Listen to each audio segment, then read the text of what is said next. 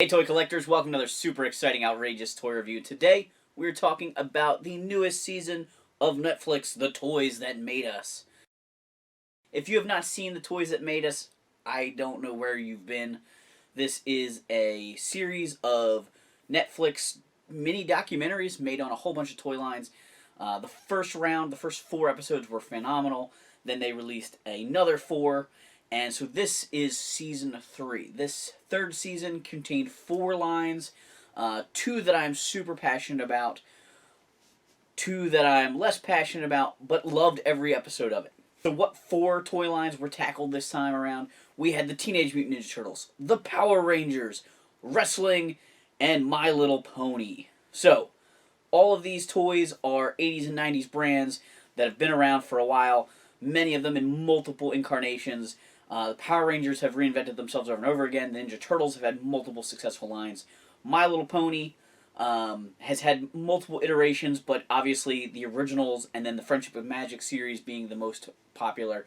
And then the wrestling has had its own crazy... I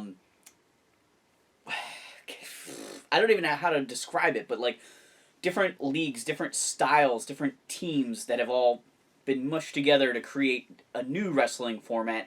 And each one of those individual wrestling leagues had their own action figure lines. It would almost be like if different football teams had their own toy lines and then eventually they came together to have one big one. Teenage Mutant Ninja Turtles, Teenage Mutant Ninja Turtles, Teenage Mutant Ninja Turtles, Heroes in a Half Shell, Turtle Power. The first episode I watched was the Ninja Turtles one. I'm a huge fan of the Ninja Turtles. I got a whole bunch of Ninja Turtles over here. They're probably almost off the shot. I didn't compose the shot planning to show them off. But I've loved the Ninja Turtles since they came out. I remember playing Ninja Turtles as a kid without ever seeing the cartoon show. The older kids, the second graders at school, were telling us about it. And I begged for the Ninja Turtles for Christmas. And I got 2 of them. Well, 2 good guys and 1 bad guy. And the rest was history. I was hooked. The toy line episode, the Toys That Made Us episode, was really great because it talked about Kevin and Peter inventing the concept for comics, and then all the other influences that came in and shaped it, from managers to toy manufacturers to multimedia people. It was really, really cool. They did cover all the different, major series of it. Some got glossed over more than others. The Next Mutation was pretty much limited to talking about the female turtle. The TMNT CGI movie barely got mentioned at all, but they spent a lot of time on the original line, and I really feel like Ninja Turtles could be a 2-part episode. Like, there's so much to talk about. Kind of the way the G.I. Joe one was back in season 1, where they spent a lot of time on the formation of the line and then just kind of glossed over what happened with that toy line. I really think that they could do some really cool stuff with Ninja Turtles if they really got into the nitty-gritty. But it was cool hearing them talk about them sculpting the original Turtles and all the different design decisions with Bebop and Rocksteady and Shredder and the Foot Soldier and things like that. That was definitely cool. I really like this episode, and if you're a Ninja Turtles fan, I don't know how you can not see it. Go Power Rangers! Alright, so the next one I watched was the Mighty Morphin Power Rangers episode. This episode kicked some butt. It was all about how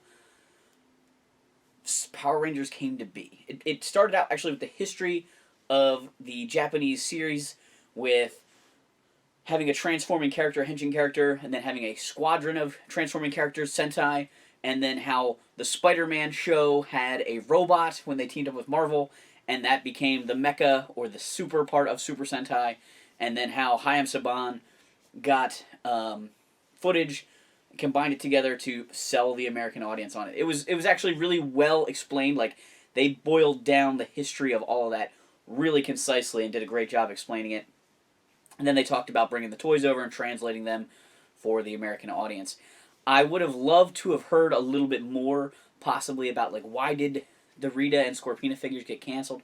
Of course, they never get into the nitty-gritty stuff like that I really want, because a show like this is made for the general audience, not necessarily people that have a house full of toys like this, but somebody who grew up playing with the toys and has nostalgic memories of that. So while I would have loved to have heard little nitty-gritty things about why did certain things get canceled or decisions that were made along the way, they explained how the different producers of the Power Rangers show affected it, with Saban and then Disney and then back to Saban and now Hasbro.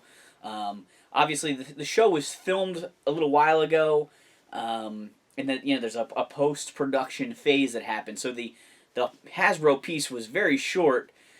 Because they just didn't know where that was going. And we still don't know exactly where it's going, although the Lightning Collection is amazing. My Little Pony, My Little Pony. Alright, I'll be honest, this is not a My Little Pony. This is a Shira horse. It's the closest thing I have to a My Little Pony in my collection. The My Little Pony episode went through the design process. I loved that they were able to kind of steal the concept from the He-Man episode with the dispute over whose idea it was. I think this happens a lot with these team collaborative, departments. One person says it, another person tells somebody else about it, tweaks it a little bit, and then eventually in everyone's brain it was their idea to start with. But anyway, they talked about the cutie marks and the hair play and the lack of real story and all the other things with that. I really loved the way they did that. There were some fun internal things. They talked a cool G.I. Joe connection to My Little Pony. And I thought the episode was really good. I especially enjoyed the segment where they had the girl that created My Little Pony Friendship is Magic on. She was a 10-year-old girl that was obsessed with My Little Ponies as a kid. She was talking to Hasbro about some other project she was trying to get them to do. And they said, what do you think about a My Little Pony relaunch? And she was the one that invented the modern ponies, the Rainbow Dash and the Applejack and the characters as they appeared in Friendship and Magic, which is the whole reason that series blew up again, created the BronyCon atmosphere. They just really did great storytelling in that series for Plastic Ponies. I don't know any wrestling songs. The last episode was about wrestling figures. Wrestling has a weird thing for me as a kid. I used to watch the Rock and Roll Wrestling cartoon show. And I remember a lot of the wrestling characters being big as a kid. You had the Mario Brothers Superpower Hour, or whatever that cartoon show was called, that had a wrestler playing Mario. You had Hulk Hogan was just huge in every aspect of pop culture. You had other people in other multimedia things. And I got to, see the characters in real life because they were part of, intros and outros to commercials and things for the wrestling cartoon. But I was not actually allowed to watch the real wrestling. My mom wouldn't let me watch it as a kid. But I did have the LJN rubber Hulk Hogan figure. I played with him a lot. I kind of wish I still had him, or I got a new one of him. But I am pretty happy to have this Roddy Piper. Somewhere I have Macho Man from this line also. But because I didn't watch wrestling as a kid, I didn't get into the wrestling figures. But I've certainly watched them blow up in popularity over the years. I do these flea market find videos all the time, and predominantly the action figures I see at the flea market, the ones I pass up, are wrestling figures. There are so many wrestling figures. And now I have a much greater appreciation of how all that happened. Because I was aware that there were different leagues, but I didn't really know the dynamics behind the scene of how they were competing and getting different toy licensors to make these different figures, and then eventually collaborating or combining all of them, condensing them all into one. So that made for a really cool episode. As far as the wrestling history, the wrestling history was almost more interesting to me than the toy history. I did like that they talked about the scanning of the wrestlers. I know that was a big deal when they switched over to that, and that's how we're getting some of these more accurate figures these days. Like Star Wars Black Series and things like that. And I think the X-Men movie toys, they made a big deal when those came out back in the early 2000s. They had scanned the actors and they were just like them, and that's kind of a cool aspect to explain in a show like this, is how has the manufacturing and the sculpting of these toys changed over the years. So that's what I've got to say about the toys that made us. Go check it out. It's really worth seeing. I really like the series. I support a lot of the people behind it. There's a lot of really cool people involved. I love that they have some collectors working on the show or being interviewed on the show. A lot of them don't get a lot of screen time. Andre from Black Nerd Comedy, was barely in the Ninja Turtles episode, but I'm glad they did interview him.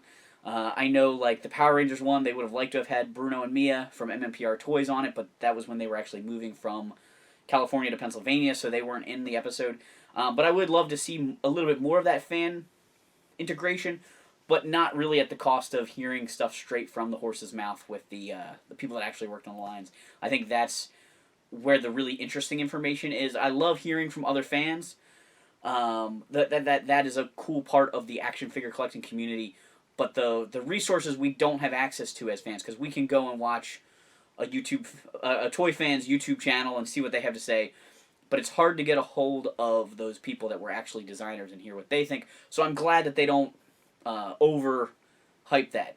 I think the wrestling episode is probably the episode that had the most like wrestling fan input in it, because there was a little less of that like concept and design part with wrestling. It was just, here are the wrestlers, make action figures of them, not like somebody has an idea and then we refined it, then we changed it and came out with this toy line, then we came up with marketing and things for that. It was already there. They just took a show and characters and made toys of them. So anyway, I think it was a really great series. Go watch it on Netflix if you have it. It's a great way to support this series, because I would love to see 4 more episodes. I've been trying to think of what would I want to see the next 4. I don't know. They've done some really heavy hitters so far, but I'm sure they could come up with some more. There's a lot of really great toy lines out there, and even if they couldn't do a full episode on a show, I would love to see just like some of the toy companies highlighted, even if they just did like the best of Ideal Toys, because they had a lot of small brands that make up their history, or like the best of Kenner, and hit some of the smaller toy lines they did. But superhero type stuff, I think they've covered pretty well, but there's a lot of history there going into different things. Stuff like Silverhawks and Thundercats would be great if they did an LJN deep dive. Who knows? There's so many toys out there through the history of toy making that I'm sure they could come up with at least 1 more season, maybe 2 more. But if we don't support the series, it's going to die on the vine. So go watch it. Watch it twice if you want. That's going to help tell the people at Netflix that they need to fund another season. Thanks for watching this super exciting, outrageous toy review. Make sure to like, subscribe, and check out our other videos.